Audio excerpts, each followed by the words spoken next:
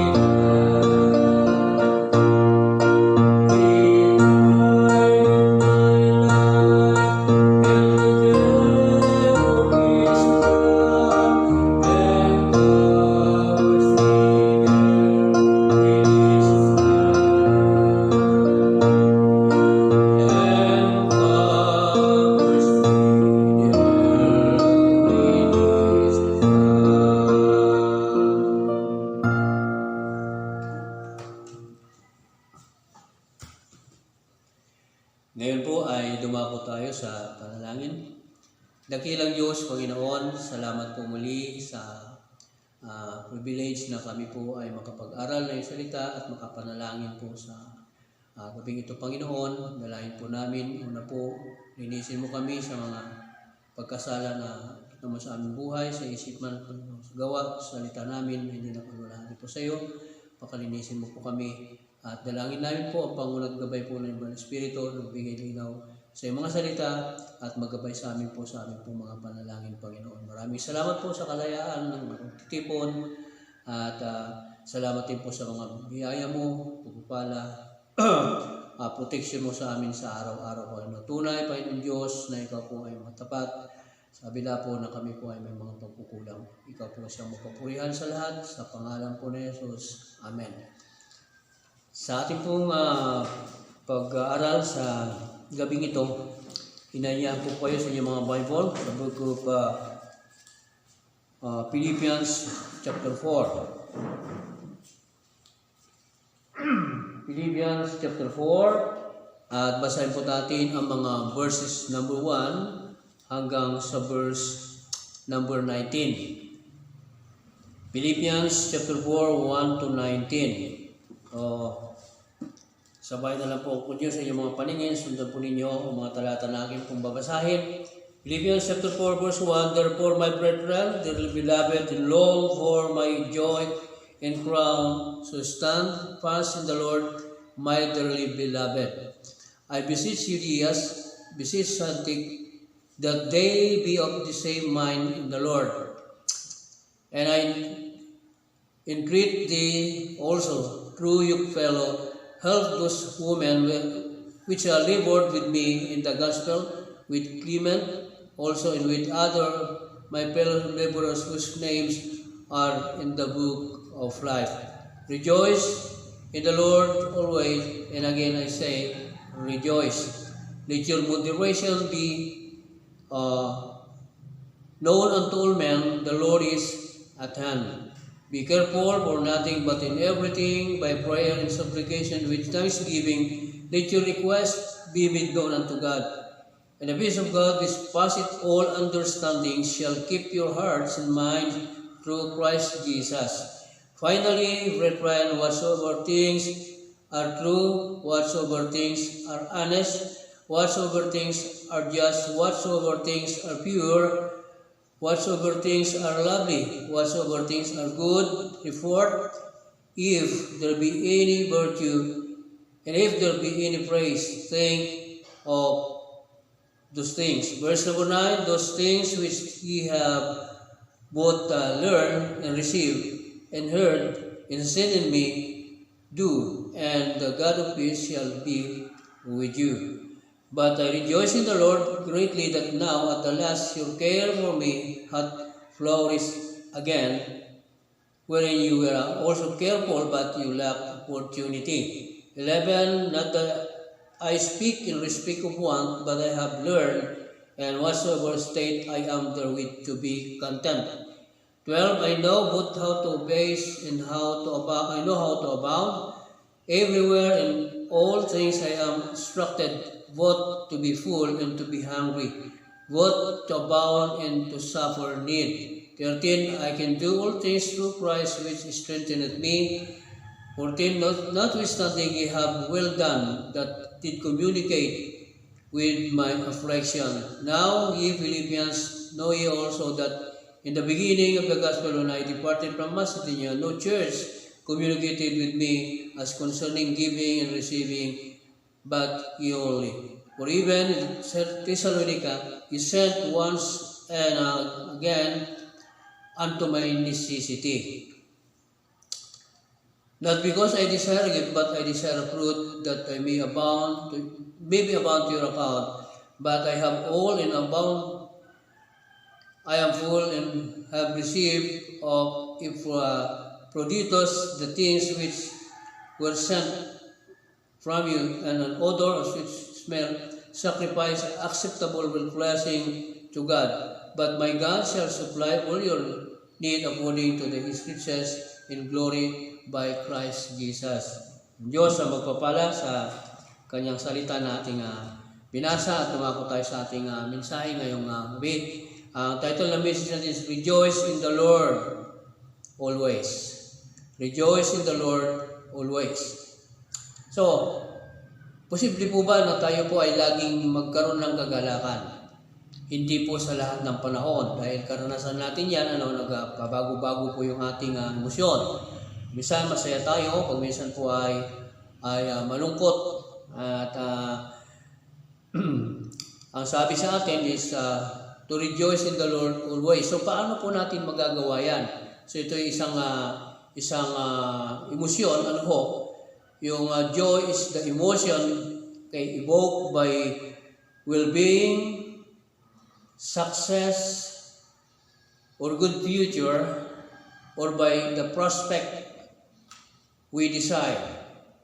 So yan po yung pinagbubuhatan ng yung usual na pinagagalingan po ng kagalakan ng tao sa mga nabanggit na yan. Tinipayin po natin. At lagi po nating tandaan na yung rejoicing o yung pagmamapuri, pagiging magalaki na isang tao ay may mga sinasabi po sa atin ng panakasulatan. Meron po dito tinatawag na evil rejoicing. Yung hindi maganda na pagmamapuri sa sarili na kung saan ay sinabi sa atin ni Apostle James sa kanyang aklat, James chapter 4, 13 to 16 ang verse natin dyan. Okay? But ang point dito ni James is yung pagmamapuri sa araw ng bukas. So sabi niya, tayo ay magparoon sa ibang lugar, tayo ay magkakaroon ng negosyo, at mangangalakal tayo, at tutubo tayo.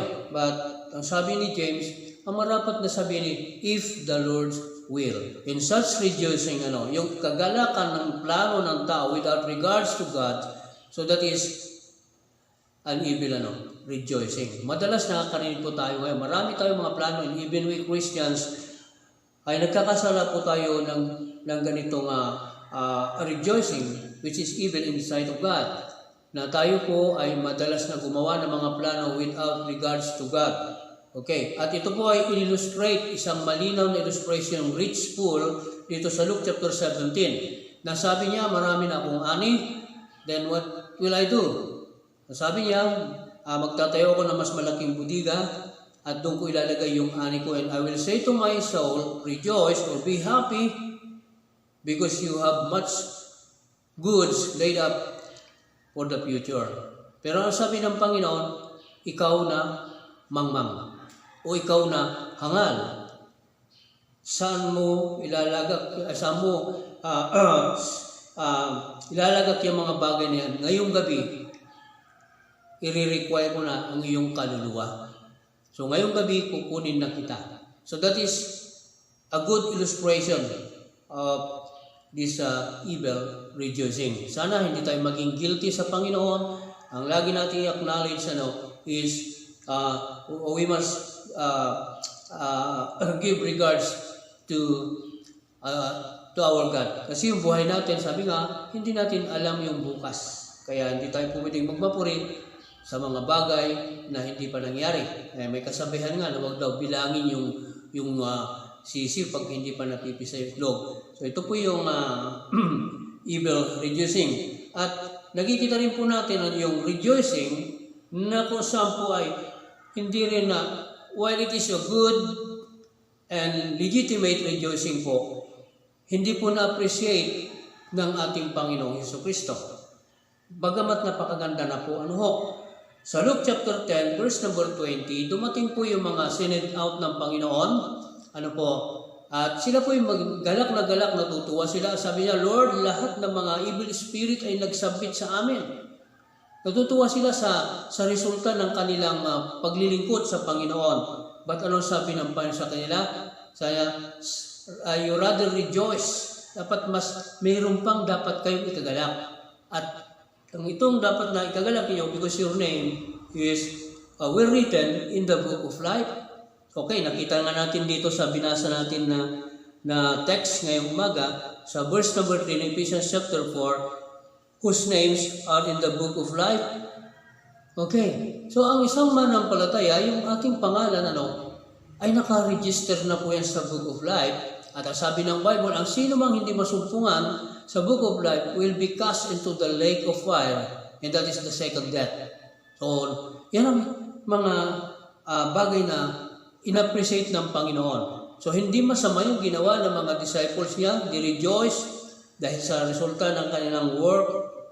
But the Lord, still, hindi niya masyadong na-appreciate pa. Kung hindi man yun, ang point ng point is, mayroon pang higit pa lang na ikakagalak natin kaysa mga achievements po natin. And that is, our name is written in the book of life. So rejoice, brethren. Okay. At yung po mga legitimate na dahilan, ng kagalakan natin, yun po yung ating titignan sa ating pag-aaral ngayon. At si Apostle Paul, bagamat marami po mga reasons na naghahadlang po sa kagalakan ng isang tao, but there are also good reasons, legitimate reasons for us to rejoice. Like the Apostle Paul, tingnan po natin, i-observe po natin ngayon sa ating pag-aaral.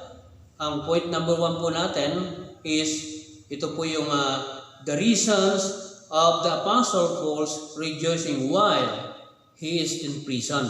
So notice nung sinulat po ni Paul ang epistle nito, he was in prison. At itong letter na ito, in-address niya sa mga Philippians Christians. So, ang unang reason na nagagalak siya, ipinangaral niya dito, rejoice in the Lord always. Again, I say rejoice, is yung pong the souls he has won for Christ.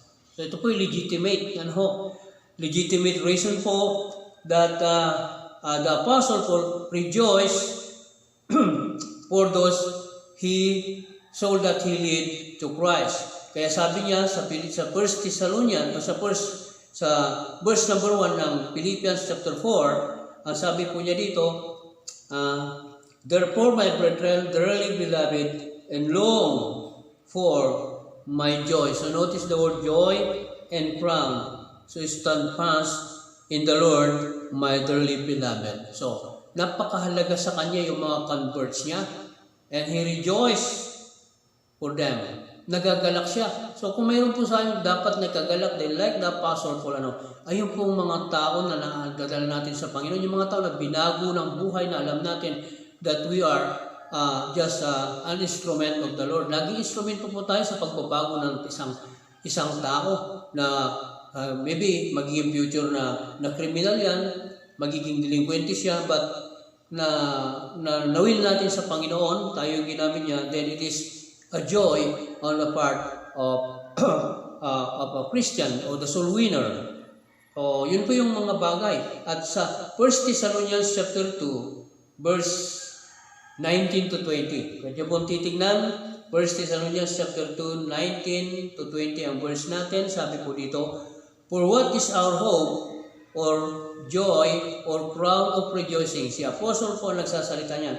Are ye not even ye in the presence of the Lord Jesus Christ at His coming? Kayo na mga mananampalataya. So, alam niyo mga kapatid, yung mga tao na nagpag-win sa atin, nagre-rejoice sila ng higit pa pag maalala natin yung mga tao na nahigit natin sa Panginoon, tayo po yung instrument.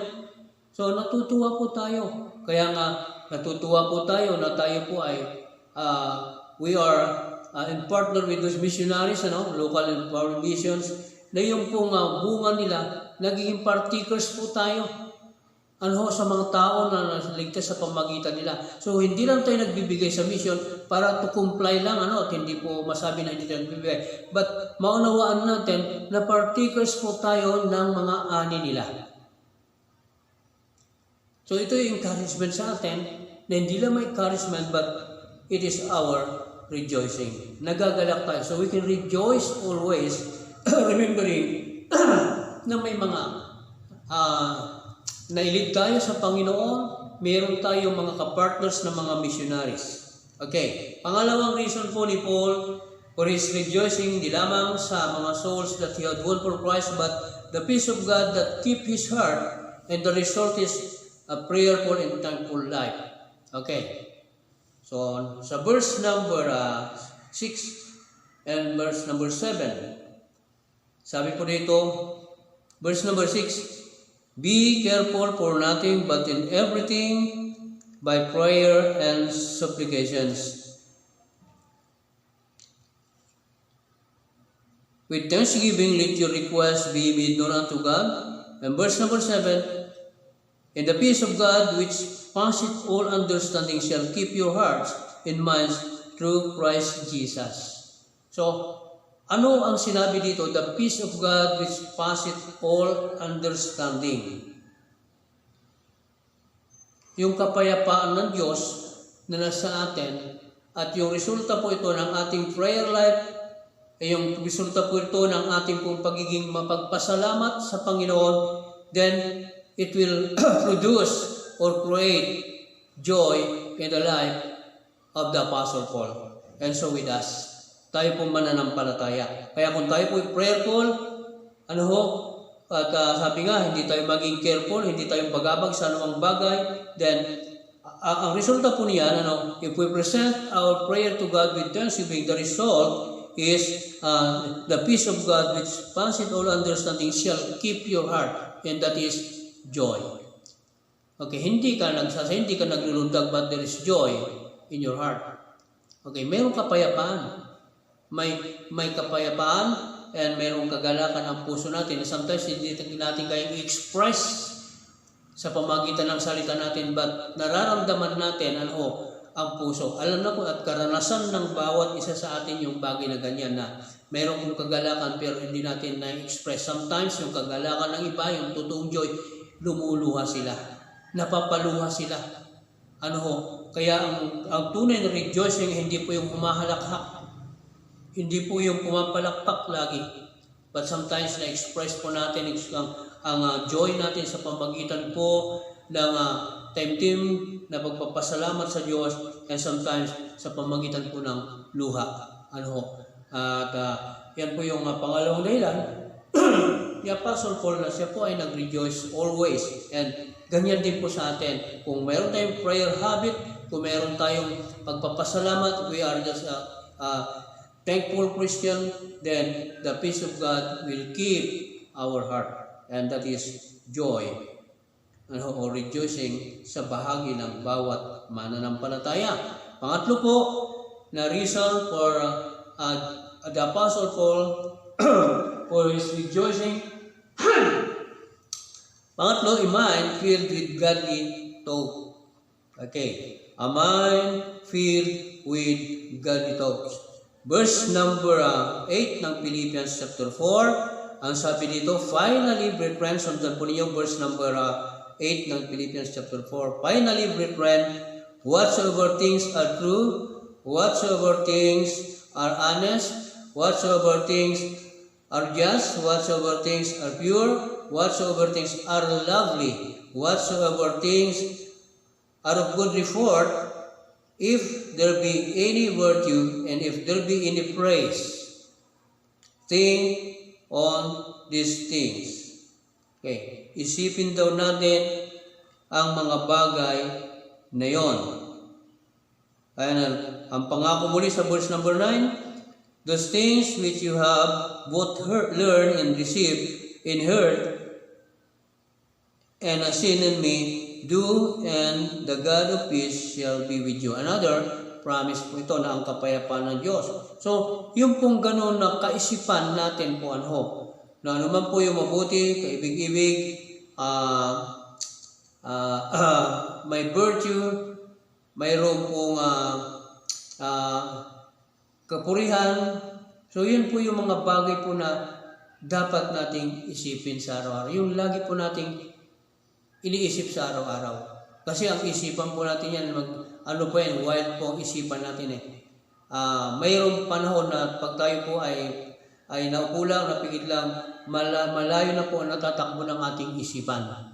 na mayroon tayong naalala yung mabuting nakaraan natin, masama nakaraan natin, mayroon tayong mga plano, then everything okay, buhay ng iba, naiisip po natin, but sabi ito, whatsoever is honest, just, pure, lovely, if anything that is praiseworthy or a thing that have any virtue, so things of these things. Kung ito po yung nagbibigay sa atin ng kapayapaan, pagka meron po tayong mindset na ganito, yung alam natin kung saan po ipatungkol at i-manage yung ating kaisipan. Alam natin na sabi po ni Paul is yung mga bagay na kaisipan which exalted o yung kaisipan na nahihigitan na yung pag-iisip natin sa mga spiritual na bagay. Sabi ni Pablo na ito ay kanyang kinakast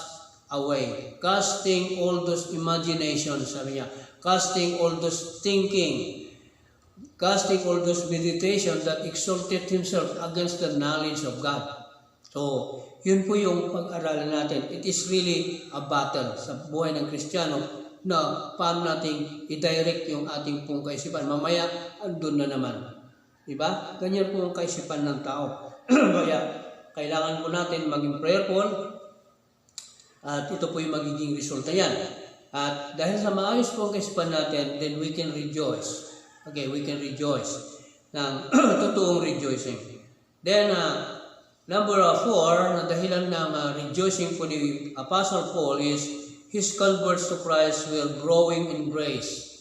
Okay, they were growing now in grace. Nagsimula sa converts, mga babes in Christ, but now they are maturing in their Christian life. Okay, sa verse number 10 ng Philippians chapter 4, sabi dito, but I rejoice in the Lord greatly. So notice that Paul rejoiced greatly that now at the last your care may have flourished again. So nag-grow na sila, particular po na pag-grow nila sa biyaya nito is the grace of giving.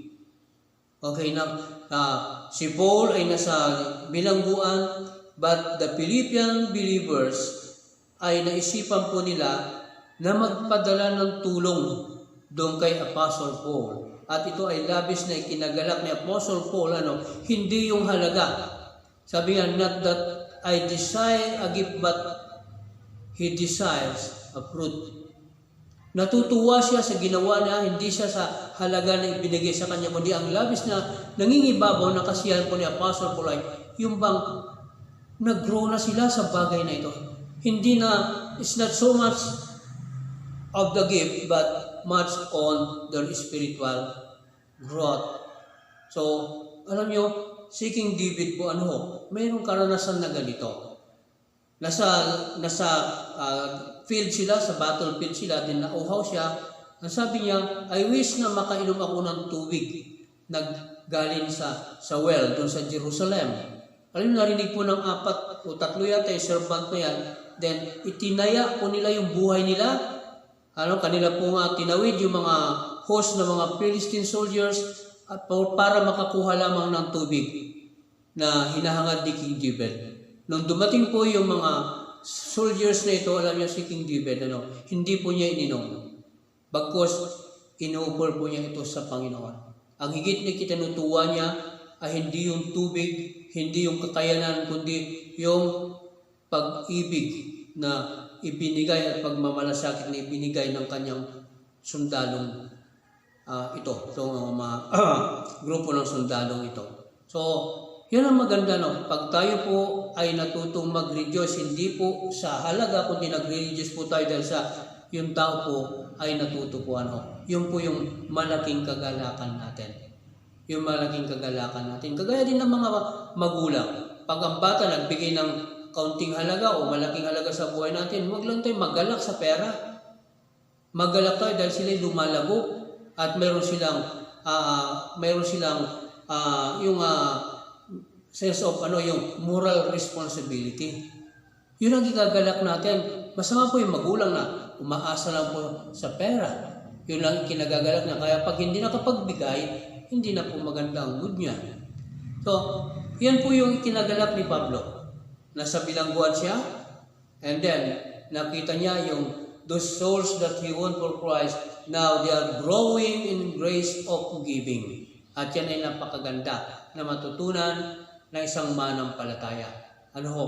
At yan yung reason niya. And next is, and last reason for Paul's rejoicing always in the Lord is he has a contented heart or life. Meron siyang contentment sa kanyang buhay.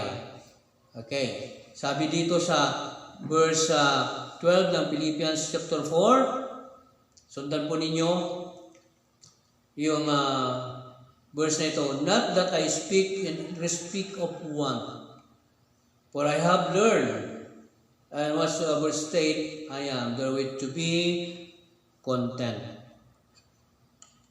Next, I know both how to abase, and I know how to abound. Everywhere, in all things I am instructed, both to be full and to be hungry, both to abound and to suffer need. It's verse number 12. So, anong buhay meron si Pablo? Yung pong contented life. Kontento po siya, natutunan daw niya, I have learned itong hard lesson na ito. Mahirap po yung you know how to abound and you know how to abase. Mahirap na lesson yan. Madalas ang natututunan lang ng tao pa nagagalak siya yung pong kasaganaan lamang. At pagka nawala na po hindi na po siya masaya. Pero pa Apostle Paul, sa kawalan, sa kagutuman at kasaganaan, he knows to yung i-adapt niya yung kanyang sarili sa bagay na yan. So, siya ay, kumbaga sa gadget is easy-easy siya. Okay, kaya niya yung bagay na yan. At ito ang mahalaga sa tao. Na kung alam po natin yung kawalan at alam natin mag-rejoice sa kasaganaan, then we should also rejoice in times of adversity. Bakit po? Kasi nalalaman natin na ang Diyos ay siya po ang nagpapahintulot yan. Galing sa Diyos ang lahat ng bagay. Okay, galing sa Diyos at pinahintulutan ng Diyos ang lahat ng bagay na kagaya ni Pablo nito'y pinag-aralan niya. I have learned. So dapat pag-aralan din natin at magiging reason din po sa atin yan na magkaroon po tayo ng totoong kagalakan sa buhay natin, and we can rejoice always in the Lord despite of any trials, any problems po that comes to our lives, any condition of life, any circumstances. Kung ito po ay ating totoong pag-aralan at ilalagay na namin po natin ang mga bagay na yan, then it is also possible for every Christian to rejoice always in the Lord. Yan po ang nais ng Panginoon. Ito yung nais na i-share sa atin po ni Pablo dahil po natutunan niya to rejoice always in the Lord. At sinabi niya sa mga manampalataya sa Philippians at sa atin po mananampalataya nakakabasa that we are to rejoice in the Lord always. And again, he said, rejoice. Tulungan tayo ng Panginoon dahil kung meron po isang bagay siguro na kahinaan natin po ay po tayo po ay nalulupay-pay. Natural lang sa tao yan, nalulupay-pay. Pero pag naunawaan po natin yung lesson natin, then it's a great, great lesson for us. Lalo na po na naunawaan po natin that we are, our name were written in the book of life. Okay? So, yun yung unang bahagi ng lesson natin. That is the reasons of the Apostle Paul rejoicing while in prison. Pangatlong point po natin, Paul's admonition for believers to rejoice. So ano naman ang admonition po ni Pablo sa atin o ng Bible sa atin po ngayon para magalak tayo? Ano ba yung mga bagay na dapat nating igalak? Well, number one, we are to rejoice because we are saved. Tayo po ay naligtas at yung pangalan natin ay nakasulat po sa aklat ng buhay. Bakit po tayo nagagalak sa kaligtasan? Kasi po, yung salvation, meron pong future na kagalitan ng Panginoon. Yung pong tribulation period, iniligtas po tayo ng Diyos niyan. Iniligtas din tayo ng Panginoon sa kabayaran ng kasalanan dahil sa ginawa ni Kristo sa cross sa Kalbaryo. Imagine dyan, isipin po natin na mayroon tayong napakalaking utang na hindi natin kayang bayaran. But somebody, paid for that debt. So, anong pakiramdam po natin? Masaya tayo. So, what happened to us, when we got saved? Naunawa natin that Christ paid the penalty of sin. He is our substitute. So, mag-rejoice tayo.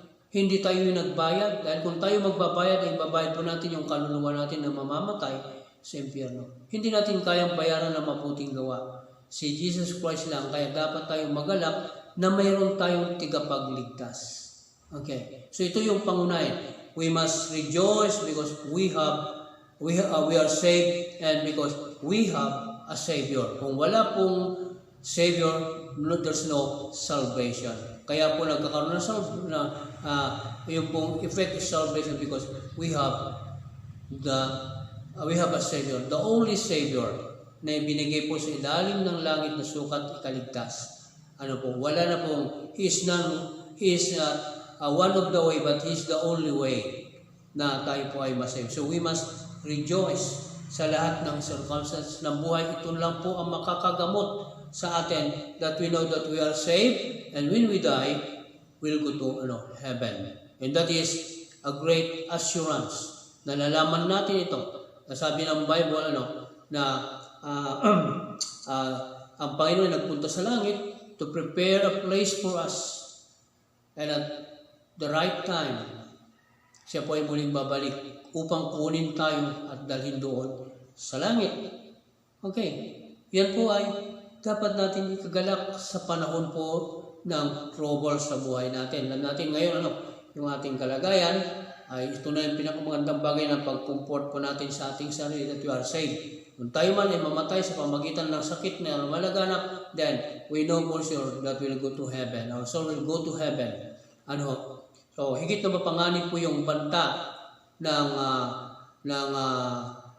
Bible that those who say peace and safety and sudden destruction comes upon them and they shall not escape. So, magalak po tayo. Ano man po yung ating kalagayan. Pag-aralan po natin yan. Na gamitin itong bagay na ito that we are saved and we have a Savior. Yung po an able and willing Savior. Nasa langit po ngayon. Interceding for every Christian. Okay, that we have a Savior. So yun po yung bagay na makuha natin sa Bible, aside from mga sinabi po ni Apostle Paul, para tayo makapag-rejoice. Rejoice because you are saved and your name is written in the book of life.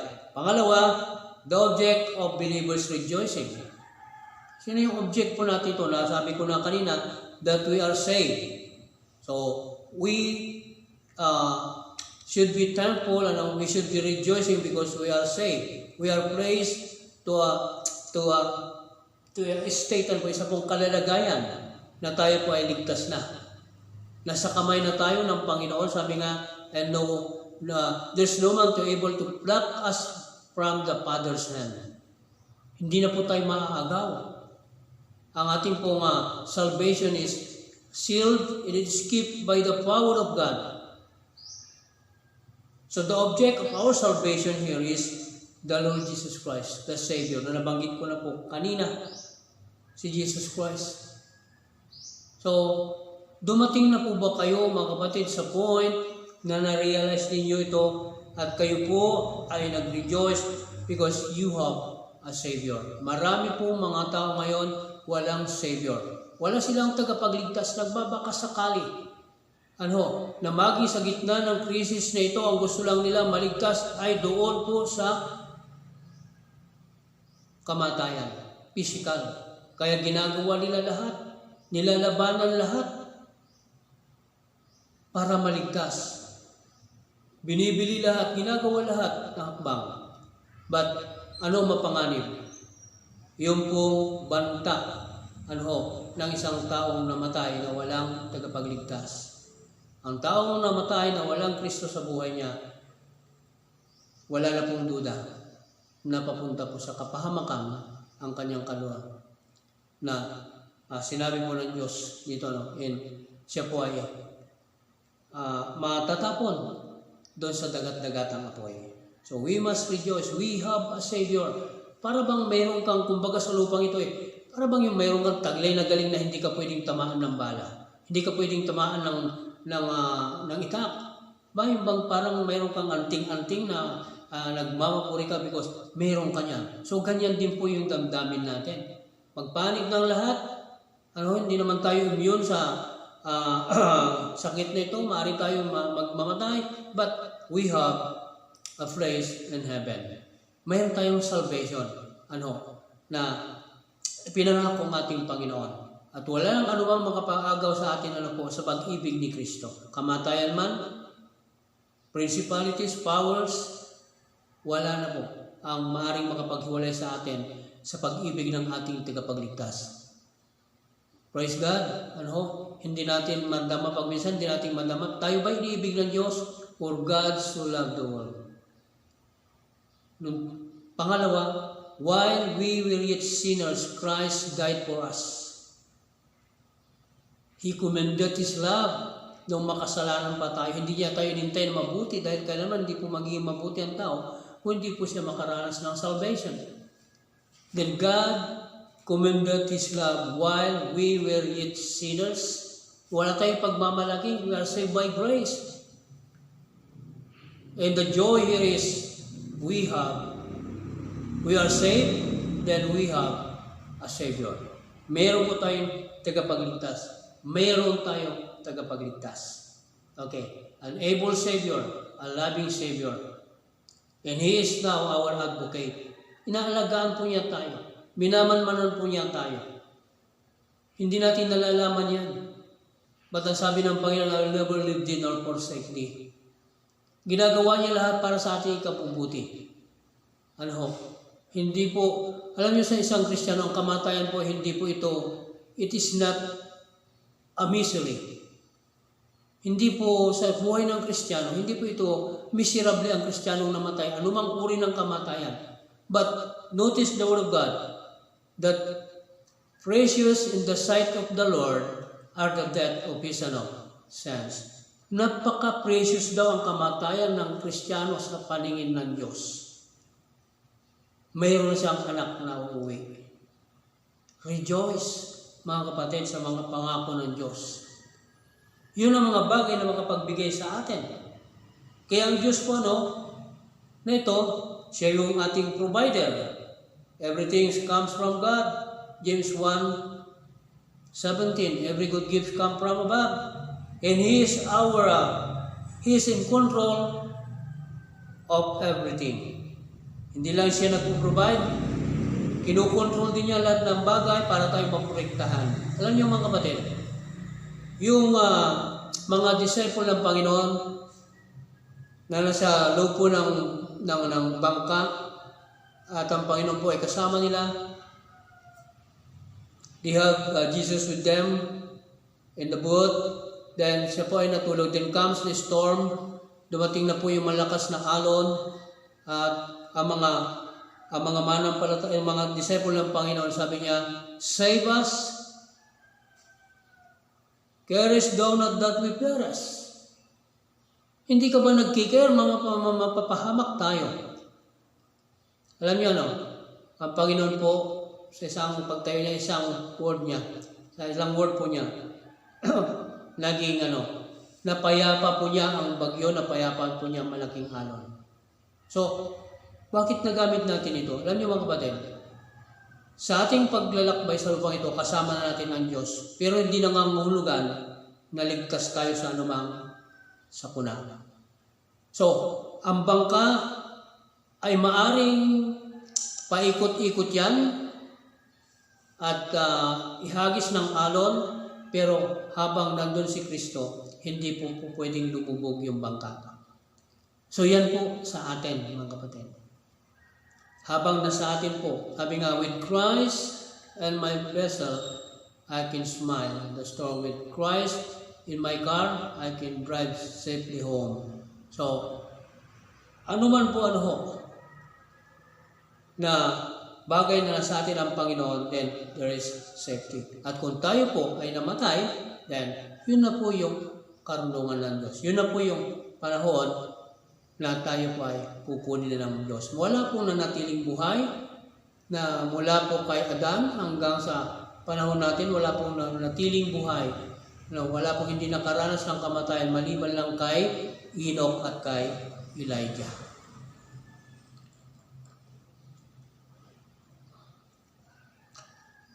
Kaya, yun po yung dahilan na tayo ngayon, aside from those we learn from the Apostle Paul, then the Bible gives us good reasons or legitimate reason for us to rejoice always, knowing that we are saved, we'll go to heaven, and we have an able Savior, and He provides everything for us. Sabi nga sa Philippians 4:19, labis ko na sabihin, but my God shall supply all your needs. So, supply po ng Panginoon yan. And then, mag-rejoice po tayo, sa mga bagay na yan. So, that is a good admonition from the Apostle Paul that we are to rejoice always. And meron lang po tayo dito mga bagay, na nais ko rin po ibahagi sa inyo ngayon is to keep us from rejoicing and glorying from the wrong things from our own wits. Okay. May mga literacy na po ito. May mga bagay din po na ayaw din sa atin na while there are legitimate reason, so there are also unlawful reason for us to rejoice in the sight of God. Sinasabi natin unlawful because it's not good in the sight of God. Maybe lawful in the sight of man, but this kind of rejoicing is unlawful in the sight of God. So to keep us from rejoicing and glorying from such, so basahin po natin dito sa 1 Corinthians chapter 5 verse number 6 para ma-prevent po o ma-avoid po natin itong bagay nito. 1 Corinthians 5:6, this is a wrong rejoicing. Sabi po dito, your glorying is not good, o your rejoicing is not good. Glorying and rejoicing mo, sometimes ito po ay parehas lang po ang ibig na ipaunawa sa atin. Your glorying is not good, knowing not that a little leaven leaveneth the whole lump. Dito po nire-review po ni Pablo yung pagsasaya ng mga Corinthian believers. Nagkakasala po sila, diba? Andyan po yung bisyo nila, diba? Andyan po yung pagdidimandahan ng magkakapatid. Andyan po yung fornication. Andyan po yung lahat ng kasalanan po na nakita natin sa mga Corinthian believers ay ikinagagalak nila. Kaya sabi ni Pablo, sana nalungkot kayo sa mga bagay na yan. Rather, sabi ni Pablo, ikinalungkot nyo instead na kayo ay nagre-rejoice. So such rejoicing is evil. Hindi maganda yung magalak tayo sa sarili po nating yung bang tinatawag ng which is yung katusuhan natin, kasalanan natin. Di ba? Mayroon nga ako nakita na isang tao, dalawang tao, yung isang tao, kanya pong iginuhit sa kanyang braso yung taong napatay na niya. Ito po ay sa pamagitan ng paglaslas o pamagkaroon po ng marka. Ginuhit po niya dyan. Yung isang tao naman, yung ginuhit naman niya, sa kanyang braso, yung babae, na kung saan ay nagkaroon siya ng mga relasyon. At ito ay pinagmamapuri nila. So such rejoicing is evil. Ganyan po yung nasa Corinthian church. Ganyan din po tayo, pag nagpuri po tayo, pag tayo nakalamang sa iba, pag tayo po ay nagkasala, diniswerte pinagmamayabang natin ang mga kasalanan natin, nagagawa natin, ito po ay isang unlawful or evil rejoicing in the sight of God. So, i-avoid natin yan. Di ba? Sa mga nag-inom, kaya kong uminom ng isang dosen ng beer. Di ba? So yun, that is evil rejoicing. Yan po yung mga hindi magandang ikinagagalak ng isang mananampalataya. Okay. Kaya, pangalawa po dito is itong ganitong rejoicing, literally, to keep us from rejoicing in our own strength and achievement. Okay. Hindi naman po maganda na tayo po ay nagre-rejoice sa mga kasalanan na natin nagawa, sa panluloko natin sa iba. Pangalawa, hindi rin tayo dapat na magalak sa pamagitan po ng sarili nating kakayanan at mga achievements po natin sa buhay po natin. 2 Corinthians chapter 12, 9 to 10.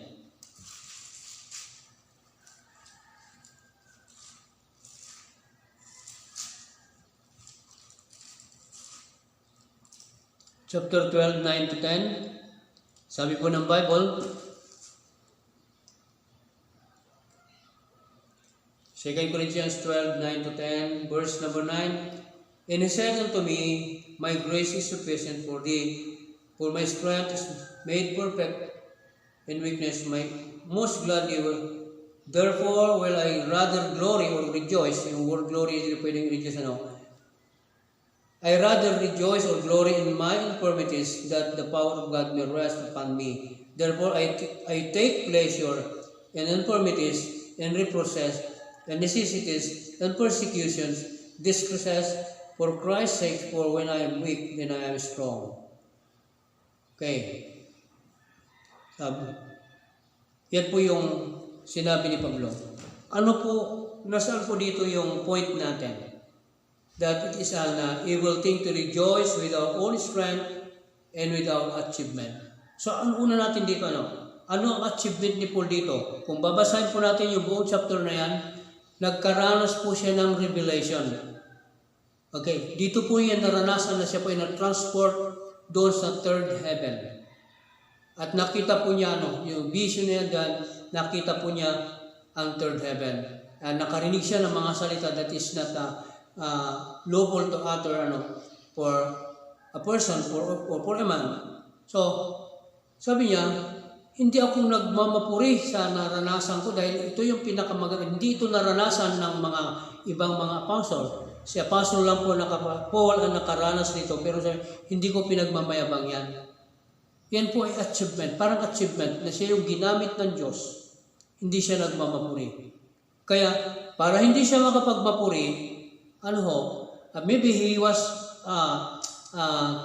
tempted to rejoice or to glory with that revelation that he achieved.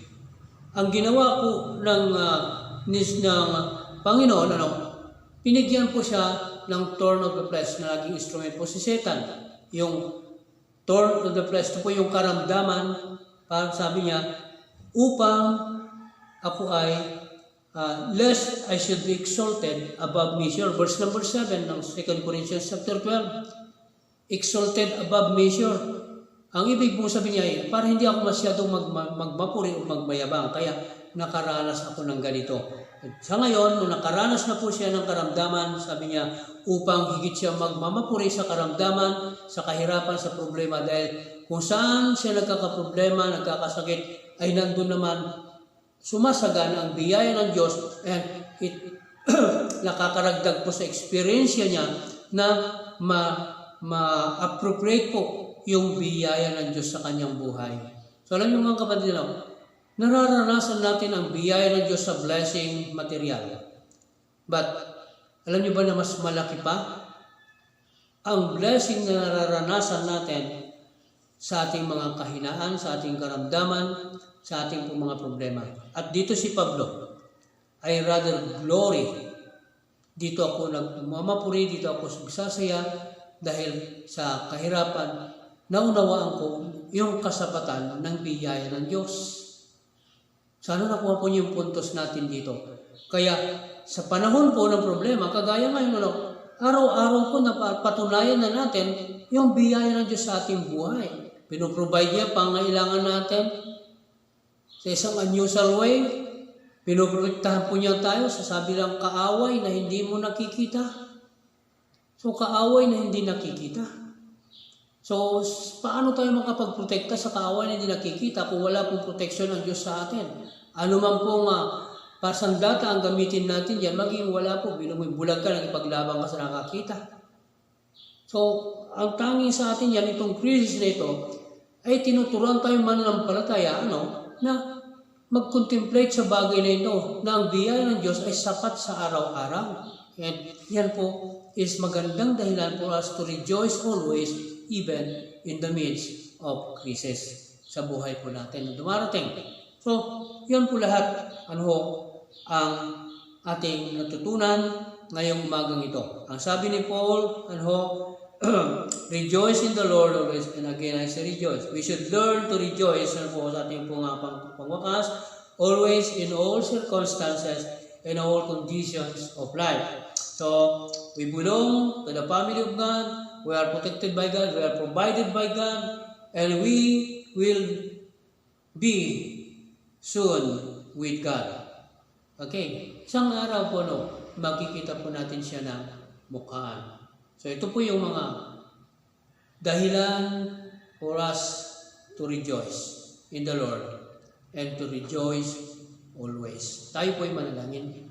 Dakilang Diyos, pagpalain mo nga po ang mensahe sa puso ng bawat isa. Alam ko, Panginoon, na ikaw po lamang, ang Espiritu ang makapagbigay ng pangunawa sa bawat puso po. Nanawa ito po ay maunawaan po namin upang sa ganitong krisis po namin, Panginoon Diyos, ay matuto kaming mag-rejoice kaysa matakot, Panginoon, dahil tunay po na hindi namin nakikita ang kaaway, pero Panginoon, alam namin na ikaw ang may kontrol. Ikaw lang yung aming kalasag, Panginoon. Ikaw po yung aming kanlungan sa gitna po ng problemang ito, Panginoon. Maraming salamat at bless mo po ang bawat isa maging sa aming pananalangin. Sa pangalan po ni Jesus, Amen.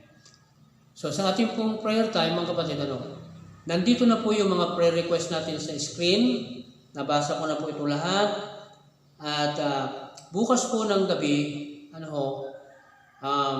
between 6 to 6:30, lahat po tayo sa pamilya, gather po tayo, at sama-sama tayo manalangin. Asahan po ninyo na yung mga nakapresent na prayer request yan ay papanalangin namin dito, papanalangin ng ibang family, bantahan, papanalangin po ang lahat na nabasa dyan. Hindi po tayo naging madamot. Ipag-pray po natin yan, lahat. At ito po yung totoong panalangin sana ang gagawin ng bawat isa. At ang prayer request po namin dito, mga kapatid, sa pananampalataya, continue to pray for us. Okay? Pray for Sir Mamik, kay Jonathan, at sa bawat isa po sa amin, kay Numi sa kanyang trabaho, at kay Mayma, kay Eunice, at yun po yung mga missionaries natin, pakisama po niyo yan sa ating ministry ito, kapatiran natin na mga less fortunate, pray po natin sila, hindi sila manupaypay sa pananampalataya, and brethren po natin, kapatiran na nasa dinasag, pray din po natin. Pero po sana po ay makapag-extend muli tayo ng tulong sa kanila, dahil po sila po ay kailangan din po ng kunting tulong. So, sana pag-pray po natin sila, hindi lamang po prayer support, kundi sana po ay yung practical Christianity rin po ay gawin po natin na any kind, any amount of aid ay maibigay po natin sa kanila. So, yun lamang po. At maraming salamat. Mamaya po, sabay-sabay po tayo sa ating po prayer time kamayang gabi. Pagpalain muli po kayo ng Panginoon.